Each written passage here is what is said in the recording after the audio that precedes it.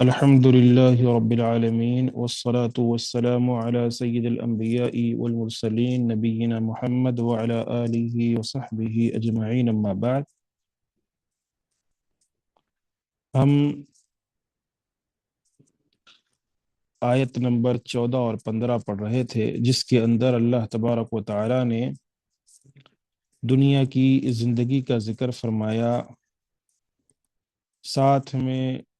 انسان کی جو خواہشات ہوتی ہیں اس کا ذکر فرمایا، جن میں عورتوں کا ذکر تھا، اور ہم نے سیکھا کہ کب وہ فتنے کا سبب بنتی ہیں اور کب وہ عزتوں کی حفاظت، عصمتوں کی حفاظت کی سبب بنتی ہیں۔ پھر ساتھ میں یہ بھی ہم نے سیکھا کہ بیٹوں کی محبت کب ہوتی ہے اور بیٹوں کے ذریعے ہمیں کیا کرنا چاہیے، کیا بیٹوں کی محبت صرف فخر و غرور پر قائم رہے یا پھر اس سے محمد الرسول اللہ صلی اللہ علیہ وسلم کی بتائے ہوئے طریقے پر زندگی گزارنے اور ان کے طریقے کو لوگوں تک پہنچانے کے کام آئے بیٹے۔ پھر مال کے تعلق سے ہم نے پڑھا کہ مال ایک انسان کو کبھی اتنا فخر و غرور میں ڈال دیتا ہے کہ وہ فقیروں پر ظلم کرنے لگ جاتا ہے۔ یہ محبت بہت خراب ہے، لیکن اگر اسی مال کے ذریعے سے انسان اللہ کا تقرب حاصل کرے تو انسان دنیا میں بھی کامیاب ہوتا ہے، آخرت میں بھی اس کو کامیابی نصیب ہوگی۔ پھر آگے قنطار، خزانے کا ڈھیر کے مقدار کے بارے میں مفسرین میں اختلاف ہے۔ اس کے بارے میں کئی اقوال ہیں، جن کا خلاصہ یہ ہے کہ بہت زیادہ مال کو عربی میں قنطار کہا جاتا ہے۔ ٹھیک ہے،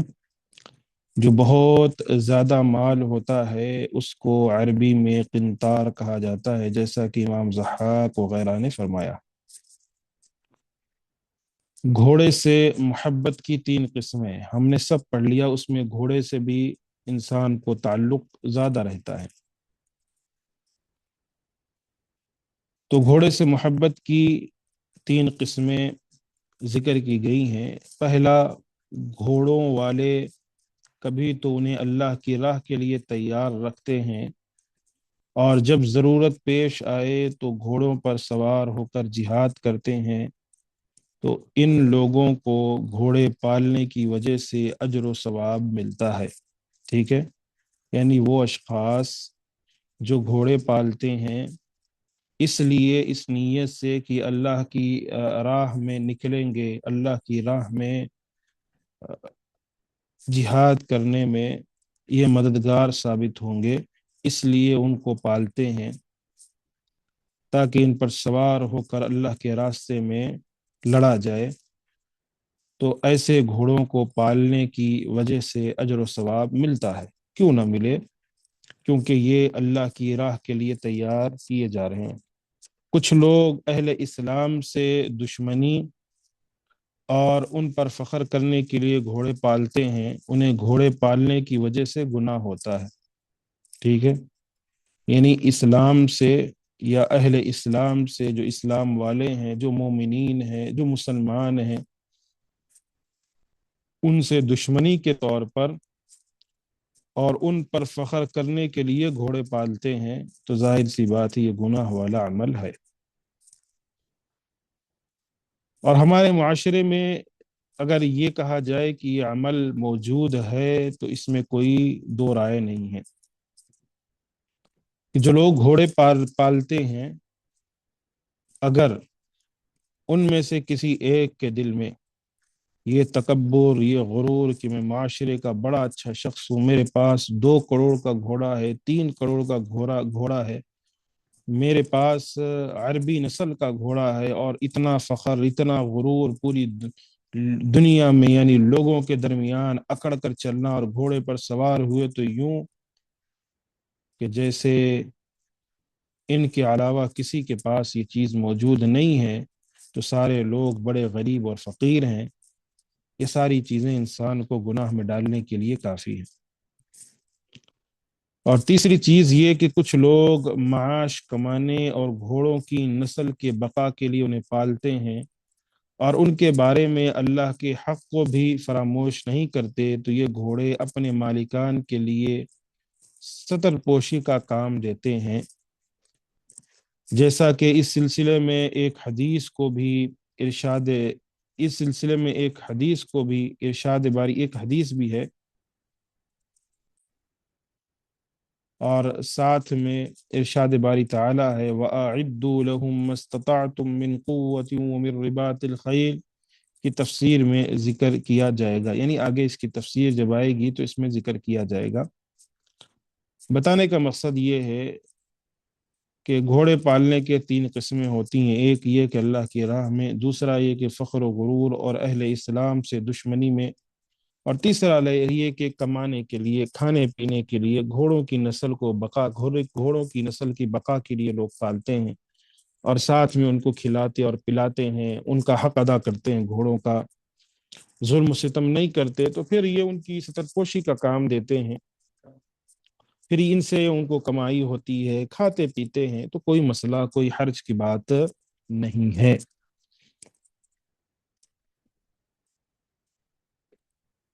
المسومہ، ہم نے پیچھے جو آیت پڑھی اس میں المسومہ کا ذکر ہے، کے بارے میں ابن عباس فرماتے ہیں اس سے مراد چرنے والے موٹے، تازے اور خوبصورت گھوڑے، ٹھیک ہے۔ مسومہ کا معنی کیا ہوتا ہے؟ چرنے والے، موٹے، تازے، خوبصورت گھوڑے۔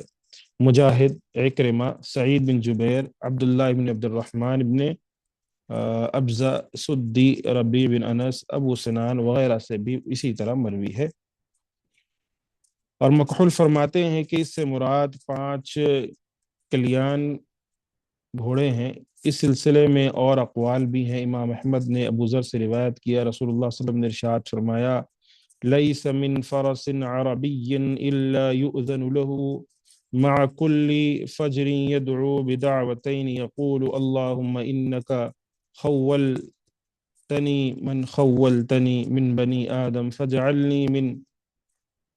أحب أهله وماله إليه وأحب أهله وماله إليه۔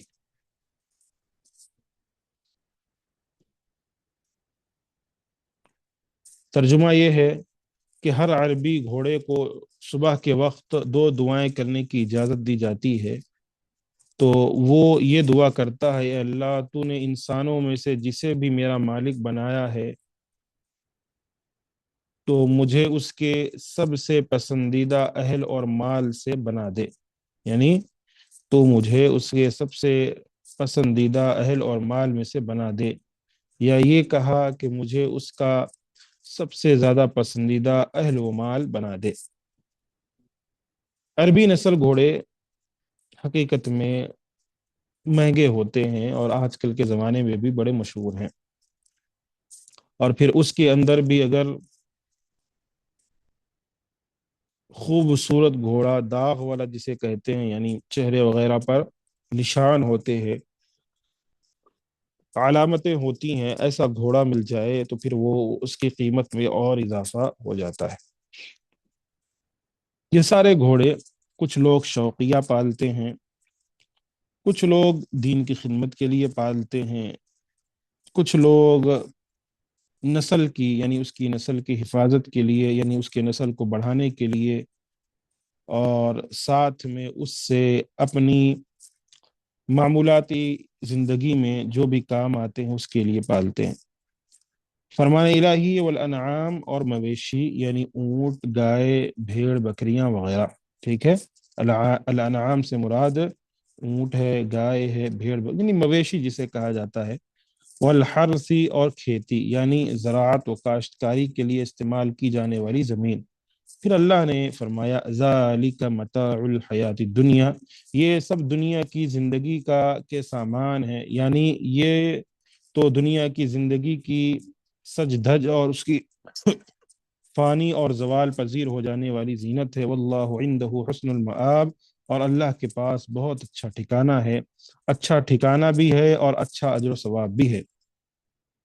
بتانے کا مقصد یہ ہے کہ جتنی بھی چیزیں ہیں، انسان کی خواہشات، انسان کی تمنائیں، انسان کی آرزویں، یہ ختم نہیں ہوتی۔ انسان کے مال و دولت کی حیث و ہوس سے یہ ساری چیزیں ختم نہیں ہونے والی ہیں۔ یعنی اللہ تبارک و تعالیٰ نے ذکر فرمایا کہ چاہے وہ مویشی کی محبت ہو، چاہے وہ کھیتیوں کی محبت ہو، چاہے وہ گھوڑے کی محبت ہو، چاہے وہ مال کی محبت ہو، چاہے وہ اولاد کی محبت ہو، چاہے وہ عورتوں سے محبت ہو، چاہے جو ہو، اگر وہ نیک چیز کے لیے ہے تو ثواب ملتا ہے، اور نیک کام میں اس کا استعمال ہو رہا ہے تو اچھا ہے، اور اگر اس سے برائی کا راستہ اختیار کیا جا رہا ہے تو یہ گناہ والا عمل ہے۔ پرہیزگاروں کی جزا دنیا کی تمام نعمتوں سے بہتر ہے۔ اسی لیے تو اللہ نے فرمایا قل اُنبئکم بخیر من ذالکم، اے پیغمبر ان سے کہہ دیجئے کیا میں تم کو ایسی چیز بتاؤں جو ان چیزوں سے کہیں اچھی ہو؟ یعنی اے محمد صلی اللہ علیہ وسلم لوگوں سے کہہ دیجئے بھلا میں تم کو ایسی چیز نہ بتلاؤں جو دنیا کی رعنائی و زیبائی اور یقینی طور پر زوال پذیر ہو جانے والی ان نعمتوں سے کہیں اچھی ہے، جو لوگوں کو بڑی زینت اور باعث کشش معلوم ہوتی ہے۔ پھر اس کے بارے میں خبر دیتے ہوئے فرمایا، غور سے سنیے، یعنی اللہ تبارک و تعالیٰ بتا رہا ہے کہ یہ دنیا کی جو نعمتیں ہیں، دنیا کی جو رعنائی ہے، دنیا کی جو زیبائی ہے، دنیا کی یہ جو زوال پذیر دنیا ہے، اس سے بہتر چیزیں اللہ تبارک و تعالیٰ بتا رہا ہے۔ اس کے بارے میں اللہ تبارک و تعالیٰ خبر دیتے ہوئے ارشاد فرماتا ہے للذین اتقوا عند ربهم جنات تجری من تحتها الانہار، سنو جو لوگ پرہیزگار ہیں ان کے لیے اللہ کے یہاں باغات ہیں، یعنی بہشت، یعنی جسے کہتے ہیں جنت، باغات جن کے نیچے نہریں بہ رہی ہیں، یعنی ان باغات بہشت کے اطراف و اکناف میں مختلف قسم کے مشروبات، شہد، دودھ، شراب اور پانی وغیرہ کی نہریں رواں دواں ہیں، اور یہ جنت کی ان نعمتوں میں سے ہے جنہیں کسی آنکھ نے نہیں دیکھا، کسی کان نے نہیں سنا، کسی انسان کے دل میں ان کا تصور تک نہیں آ سکتا۔ خالدین فیہا، ان میں وہ ہمیشہ رہیں گے، یعنی ابد الآباد تک، یعنی ہمیشہ رہیں گے، ان سے نکل کر کہیں اور جانے کا ان کے دل میں خیال تک نہیں آئے گا۔ اللہ تبارک و تعالیٰ کتنے پیارے انداز سے امتیوں کو سمجھا رہا ہے، اللہ کے رسول صلی اللہ علیہ وسلم کے ذریعے، کہ دیکھو یہ جو محبت ہے تمہاری دنیا سے، لگاؤ ہے، اس سے کہیں زیادہ بہتر ہے اگر انسان پرہیزگاری اختیار کرے، اللہ کا تقوی دل میں رکھے، ڈر اور خوف رکھے، اور ساتھ میں اللہ کی عبادت کرے، تو پھر اس کے لیے اللہ تبارک و تعالیٰ نے جنتیں تیار کر رکھی ہیں۔ جنت ہے، اور جنت ایسی جن میں مشروبات ہیں، پینے کی چیزیں، شہد ہے، دودھ ہے، شراب کی نہریں ہیں، اور پھر اس کے ساتھ باغات ہیں، اور اس کے ساتھ دوسری قسم کے انواع و اقسام کے پھل وغیرہ موجود ہیں۔ یہ بتانے کا مقصد یہی ہے کہ اللہ تبارک و تعالیٰ یہ سمجھا رہا ہے کہ مت پڑو ان کے پیچھے، یعنی ان دنیا کے پیچھے، ان دنیا کی جو ہے رعنائیوں کے پیچھے، ان دنیا کی جو ہے جسے کہتے ہیں زیبائی کے پیچھے پڑھ کر اپنی آخرت کو تباہ مت کرو، جیسے بعض لوگ کرتے ہیں۔ اور حقیقت ہے کہ انسان جب دنیا کے پیچھے پڑ جاتا ہے تو اسے آخرت کی فکر نہیں رہتی، پھر سوچتا ہے کہ جہاں سے آتا ہے پیسہ آنے دو، حرام حلال جو بھی ملتا ہے ملنے دو، اور پھر وہ سوچتا ہے کہ آخری وقت میں توبہ کر لیں گے، لیکن ایسے لوگوں کو بعض دفعہ توبہ بھی نصیب نہیں ہوتی۔ پھر اللہ تبارک و تعالیٰ نے فرمایا کہ اس میں ہمیشہ رہیں گے، وَأَزْوَاجٌ مُطَہَّرَةٌ، اور پاکیزہ عورتیں ہیں، ٹھیک ہے، پاکیزہ عورتیں جو کہ میل کچیل، بول و براز، یعنی جو قضاء حاجت وغیرہ کی چیزیں ہوتی ہیں اس سے، حید و نفاس جیسی ان تمام نجاستوں سے پاک ہیں۔ یعنی ایسی عورتیں، ایسی بیویاں ہوں گی جن کو نہ قضاء حاجت آئے گی، نہ ان میں میل کچیل لگا ہوگا، نہ حیض نہ نفاس جیسی نجاستیں ان کے پاس ہوں گی، وہ اس سے پاک ہوں گی۔ جو دنیا کی عورتوں کو پیش آتی ہیں، ٹھیک ہے، دنیاوی عورتوں کو جو پیش آتی، ورضوان من اللہ، اور سب سے بڑھ کر اللہ کی خوشنودی حاصل ہوگی، یعنی اللہ تعالیٰ انہیں اپنی خوشنودی سے سرفراز فرمائے گا، کبھی بھی ان سے ناراض نہ ہوگا۔ اس لیے سورہ برات کی ایک آیت میں اللہ نے فرمایا ورضوان من اللہ اکبر، اور اللہ کی رضامندی تو سب سے بڑھ کر نعمت ہے، یعنی اللہ نے انہیں جن ابدی وہ سرمدی نعمتوں سے سرفراز فرمایا ہوگا، ان میں سب سے بڑی نعمت اللہ کی رضامندی ہے۔ پھر اللہ فرمایا واللہ بصیر بالعباد، اللہ اپنے نیک بندوں کو دیکھ رہا ہے اور ہر ایک کو اس نعمت سے سرفراز فرمائے گا جس کا وہ مستحق ہے۔ یہ اللہ تبارک و تعالیٰ نے اگر ایک حساب سے ایک لفظ میں کہے کہ ہماری دنیا کی پوری زندگی کا نچوڑ اللہ تبارک و تعالیٰ نے اس آیت میں ذکر کر دیا کہ انسان کو اس دنیا میں کیوں بھیجا گیا ہے، کیا کرنا ہے اس کو، اور اس کو جو محبت ہے جن چیزوں سے یا جن چیزوں کے پیچھے بھاگ رہا ہے، ان کا اگر صحیح استعمال کرے گا تو صحیح ہے، اگر غلط استعمال کرے گا تو پھر اس کی دنیا تباہ ہوگی اور آخرت بھی تباہ ہو جائے گی۔ اور ساتھ میں اللہ نے یہ ذکر فرمایا کہ جنت مال و دولت کی وجہ سے نہیں ملے گی، جنت بڑے بڑے نسل کے گھوڑے رکھنے کی وجہ سے نہیں ملے گی۔ آج کے زمانے کے لحاظ سے اگر بتائیں تو جنت بڑی بڑی گاڑیاں، بڑے بڑے بنگلے، بڑے بڑے گھر رکھنے سے نہیں ملے گی، جنت ملے گی تقوی اختیار کرنے سے، اللہ کا ڈر، اللہ کا خوف، اللہ رب العالمین کے لیے عبادت، اللہ کے لیے بندگی، اللہ کے لیے جھکنا، اللہ کے لیے سجدہ کرنا، اگر کوئی بندہ یہ اختیار کرے گا تو اس کو جنت ملے گی۔ تو یہ بات یاد رکھیے گا، وہ لوگ جو یہ کہتے ہیں کہ ہم مال و دولت والے ہیں تو شاید یا یہ بات صحیح ہے کہ اللہ ہم سے محبت کرتا ہے اسی لیے ہمیں یہ چیزیں دیا ہے، ہرگز نہیں۔ اور ان چیزوں پہ یہ چیزیں فتنے کا سبب بھی بنتی ہیں، جسے فتنہ بمعنی آزمائش۔ پرہیزگاروں کی دعا اور ان کی صفات، یعنی آیت نمبر 16 اور 17 میں پرہیزگاروں کی جو دعا ہے اور ان کے صفات کیا ہے وہ ذکر کیے گئے ہیں۔ والذین اعوذ باللہ من الشیطان الرجیم بسم اللہ الرحمن الرحیم والذین یقولون ربنا اننا آمنا فاغفر لنا ذنوبنا وقنا عذاب النار الصابرین والصادقین والقانتین والمنفقین والمستغفرین بالاسحار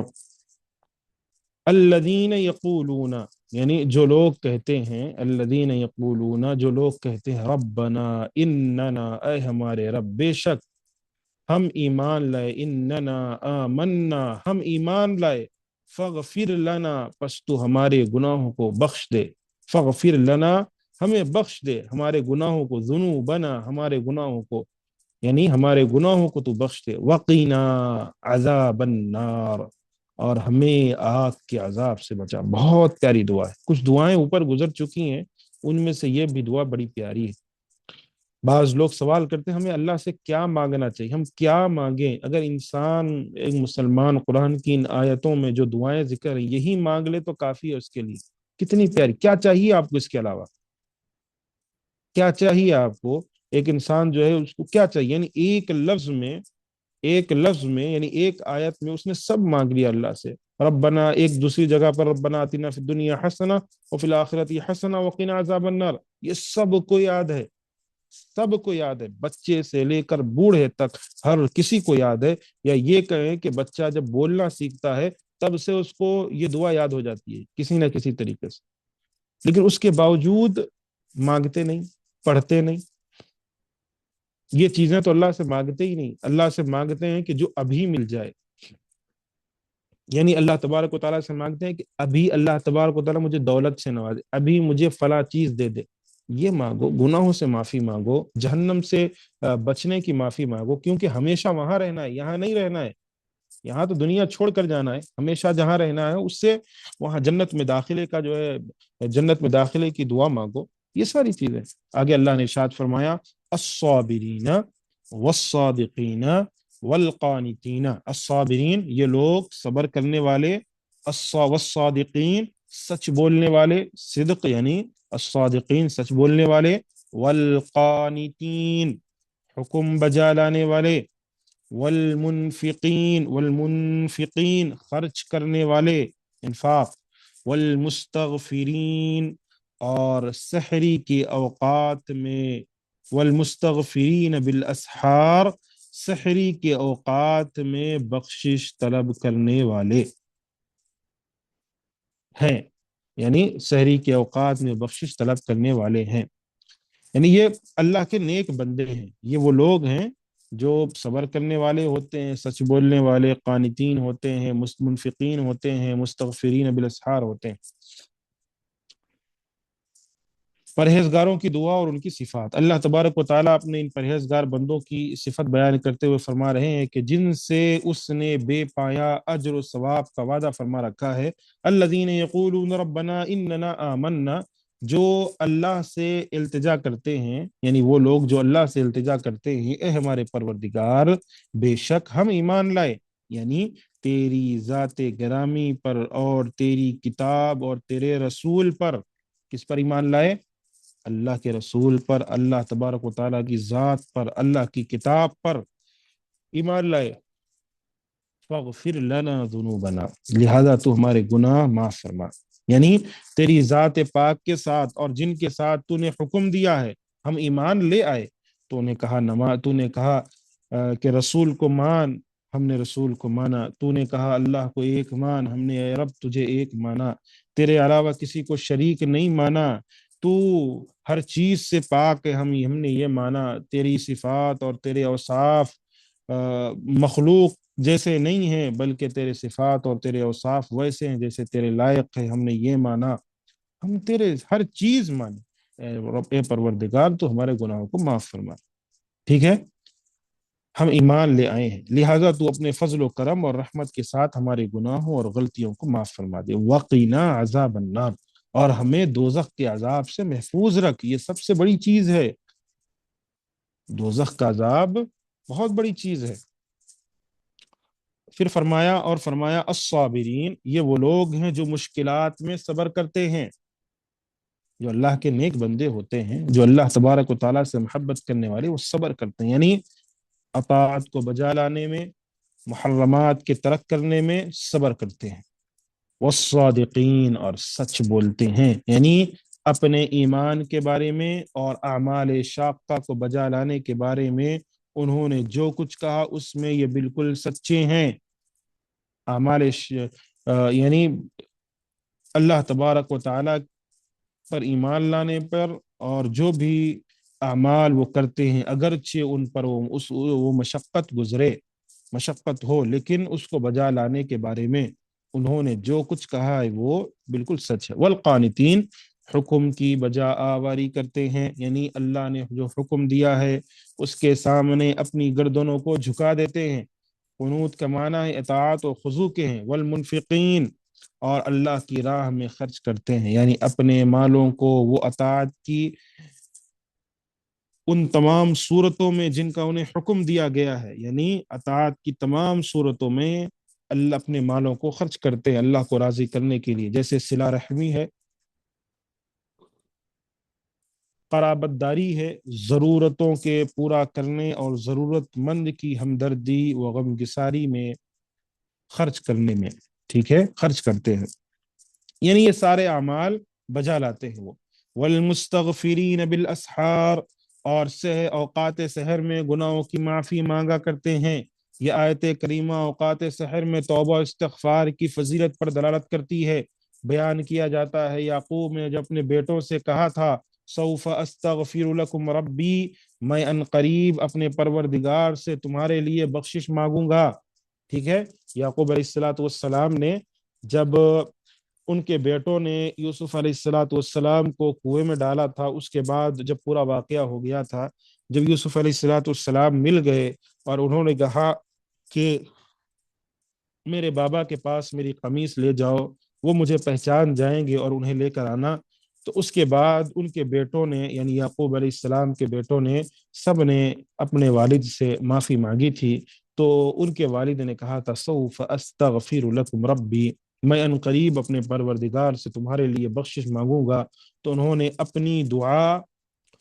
کو وقت سحر تک مؤخر کر دیا تھا، یعنی سحر کے وقت۔ صحیحین مسانید اور سنن میں کئی سندوں سے حضرات صحابہ یعنی صحابہ رضوان اللہ علیہم مجمعین کی ایک جماعت سے روایت ہے کہ رسول اللہ صلی اللہ علیہ وسلم نے فرمایا ينزل ربنا تبارك وتعالى كل ليلة إلى سماء الدنيا حين يبقى ثلث الليل الآخر يقول من يدعوني فاستجيب له من يسألني فأعطيه من يستغفرني فأغفر له۔ اللہ تبارک و تعالی ہر رات آسمان دنیا پر اس وقت نزول فرماتا ہے جب رات کا آخری ثلث باقی رہ جاتا ہے، یعنی آخری حصہ،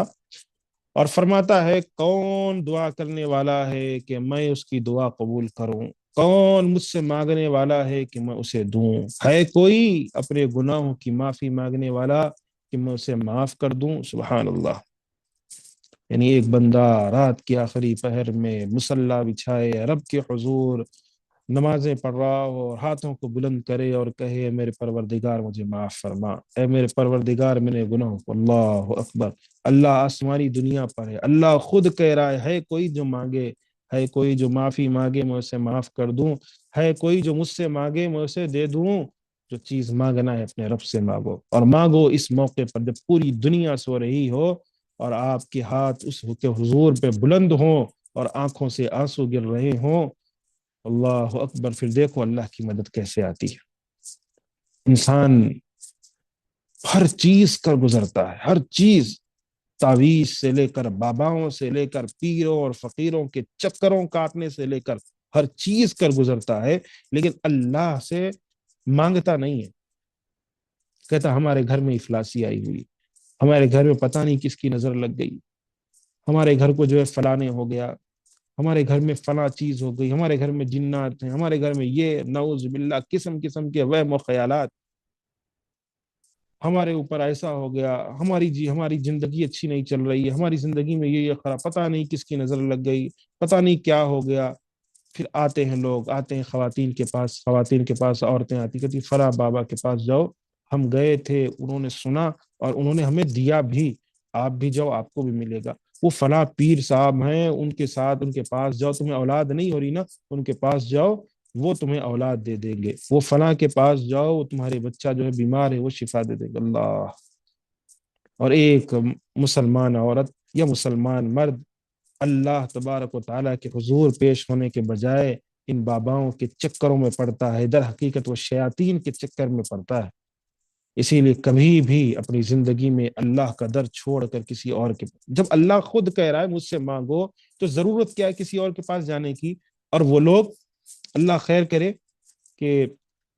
آپ نے سنا ہوگا کہ وہ لوگ کہتے ہیں کہ اللہ ڈائریکٹ نہیں سنتا، جیسے سیڑھی کی ضرورت پڑتی ہے اوپر چڑھنے کے لیے، یا بادشاہ کے پاس جانے کے لیے وزیر کی ضرورت، نعوذ باللہ۔ یعنی تم نے اللہ کو ایسا سمجھا ہے، اللہ کو ایسے سمجھا ہے تم نے؟ جب تم بول نہیں سکتے تھے، جب تمہارے ہاتھوں میں طاقت نہیں تھی، وہ کون تھا جو ماں کے دل میں یہ محبت ڈالا کہ بچہ روئے تو ماں کو سمجھ میں آتا تھا بچے نے پیشاب کیا ہے، بچے نے جو ہے کیا کہتے ہیں بھوکا ہے، بچے کو تکلیف ہے، بچے کے پیٹ میں درد ہو رہا ہے، یہ چیزیں ڈالنے والا کون تھا؟ تمہارا بابا تھا، یا جس کو تم مانتے ہو اس نے ڈالا، یا وہ آ کر بتایا تھا؟ کس نے بتایا؟ پھر وہاں پر کیوں نہیں کہا تم نے کہ نہیں وہ تو فلانے کے ذریعے سے ایسا؟ وہاں اللہ سیدھا دے رہا ہے، ہاتھوں میں طاقت اور قوت آنے کے بعد اللہ کے خلاف کھڑے ہو گئے؟ نہیں، وہاں جانے کے لیے اس کی ضرورت پڑتی ہے۔ یہاں بتاؤ اس حدیث میں اللہ تبارک و تعالی نے کون سے مقام پر کہا ہے کہ میرے پاس پہنچنے کے لیے میرے نبی کا سہارا لو، میرے نبی کی جو ہے جاؤ اور دعا میں کہو اے اللہ تیرے نبی کا وسیلہ تو مجھے معاف کر دے۔ نبی کی سنتوں پر عمل کرنا ہے، لیکن وسیلے وہ فلاں بابا کے پاس جاؤ، ان کا وسیلہ لے کر معافی مانگو، یہ جو حدیث ہے اس میں کوئی دکھا سکتا ہے؟ کہاں اللہ تبارک و تعالیٰ نے کہا؟ اللہ سیدھے کہہ رہا ہے مجھ سے مانگو دوں گا میں، مجھ سے طلب کرو میں دوں گا، اور اللہ دیتا ہے، اللہ نوازتا ہے۔ کسی کے پاس ہمیں جانے کی ضرورت نہیں ہے۔ اگر جاتے ہیں تو در حقیقت ہم اپنے گناہوں میں اضافہ کر رہے ہیں اور اللہ پر ہمارا یقین نہیں ہے۔ وہ لوگ کہتے ہیں نہیں ہم برکت حاصل کرنے کے لیے جاتے ہیں۔ کون سی برکت؟ وہ برکت کہ تم بے نمازی ہو کر گھومتے ہو، تمہیں جو ہے نماز پڑھنے کی جو ہے طاقت نہیں ہے، اللہ کے حضور پیش نہیں ہوتے، اور ان باباؤں کے چکر میں برکتیں حاصل کرتے ہو۔ مساجد میں آ کر نمازیں پڑھو تو وہاں تمہیں برکت نہیں ملے گی، قرآن پڑھو وہاں تمہیں جو ہے اللہ کی رحمت نہیں ملے گی، تمہیں رحمت ملتی ہے وہ فلاں کے پاس جاتے۔ یہ سارے چور بیٹھے ہوئے ہیں جو درگاہوں پر بیٹھ کر امت مسلمہ کو لوٹتے ہیں، اور کئی دفعہ تو امت مسلمہ کی ماؤں اور بہنوں کی عزتوں کو بھی لوٹتے ہیں۔ اور ایک مسلمان بے حیا ہو کر ان ساری چیزوں کو دیکھتا ہے اور اس کے باوجود بھی بھروسہ کرتا ہے۔ یہ سوچنے اور سمجھنے والی بات ہے۔ صحیحین میں حضرت عائشہ رضی اللہ عنہا سے روایت ہے کہ من کل اللیل قد اوتر رسول اللہ صلی اللہ علیہ وسلم من اول اللیل واوسطہ وآخر فانتہى وتره الى السحر۔ رسول اللہ صلی اللہ علیہ وسلم نے رات کے پہلے، درمیانی اور آخری حصے میں وطر پڑھے ہیں۔ آپ نے وطروں کو سحر تک ادا فرمایا ہے، ٹھیک ہے؟ تو کوئی شخص وطر پڑھنا چاہتا ہے تو وہ آخری وقت میں بھی پڑھ سکتا ہے اگر کسی کو تہجد وغیرہ پڑھنا ہے۔ عبداللہ بن عمر رضی اللہ عنہ رات کو نماز ادا فرماتے تو کہتے اے نافع، کیا ہم وقت سحر میں داخل ہو گئے ہیں؟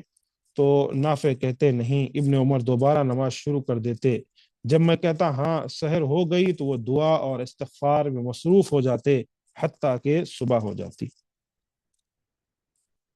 تو یہ حضرات تھے، یہ ہمارے صحابہ تھے، انہوں نے کر کے بتلایا ہے۔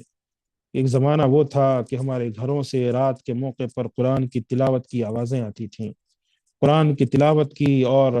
اللہ سے مانگنے کی آوازیں آتی تھی۔ آج ایک زمانہ یہ ہے کہ ہمارے گھروں کے باہر ہمارے نوجوان راتوں کو 2-2 3-3 بجے ہنسی اور مذاق اور بے حیائی کے وہ کام کرتے ہیں کہ دیکھ کر نہیں لگتا یہ مسلم گھرانہ ہے، یا پھر رات کے 1-1 اور 2-2 بجے تک فنکشن چلتے ہیں، ناچ اور گانے چلتے ہیں۔ کیا بھی خوشی کا دن ہے، خوشی منانے کا دن ہے؟ یہ مسلمانوں کی حالت ہے۔ اور پھر سونے کے لیے پڑھتے ہیں تو ایسے کہ جیسے شیطان نے ان کو مار ڈالا ہو، یہ شیطان نے ان کو باندھ دیا ہو، فجر بھی چھوٹتی ہے، ظہر بھی چھوٹتی ہے، اس طریقے سے اٹھتے ہیں۔ تو کیا فائدہ آپ کے مسلمان ہونے؟ اللہ تبارک و تعالیٰ کی عبادت کرنی چاہیے، دن رات میں جلدی سوئیں اور اللہ تہجد میں اٹھیں، کم سے کم وطر پڑھیں اٹھ کر، تہجد 2 رکعت 3 رکعت 4 رکعت جتنی بھی استطاعت ہے آپ تہجد پڑھیں، جو بھی جتنی بھی استطاعت ہو آپ نفل پڑھیں، اور ساتھ میں وطر پڑھیں اور اللہ سے دعائیں کریں، اللہ سے مانگیں۔ یہ ساری چیزیں ایک مسلمان کا شیوا ہونا چاہیے، اور فجر تو نہیں چھوٹنا چاہیے کسی بھی مسلمان کا، کسی بھی مسلمان کی فجر ہرگز نہیں چھوٹنی چاہیے، اور جس کی چھوٹتی ہے اسے سوچنا چاہیے کہ کیا میں حقیقتاً مسلمان ہوں۔ دوبارہ اپنے اوپر توجہ دیں اور پھر اللہ سے دعائیں کریں کہ اللہ انہیں استطاعت دے کہ وہ فجر کی نماز پڑھیں اور ہمیشہ اٹھیں اس میں۔ اللہ سے دعا ہے ہم تمام کو اللہ تبارک و تعالی عبادت کرنے والا بنائے، گناہوں سے بچائے، ہماری مغفرت فرمائے، ہمیں قرآن و سنت پر عمل کی توفیق عطا فرمائے۔ انشاءاللہ باقی باتیں آئندہ دروس میں آتی رہیں گی۔ وآخر دعوانا ان الحمد للہ رب العالمین۔ السلام علیکم ورحمۃ اللہ وبرکاتہ۔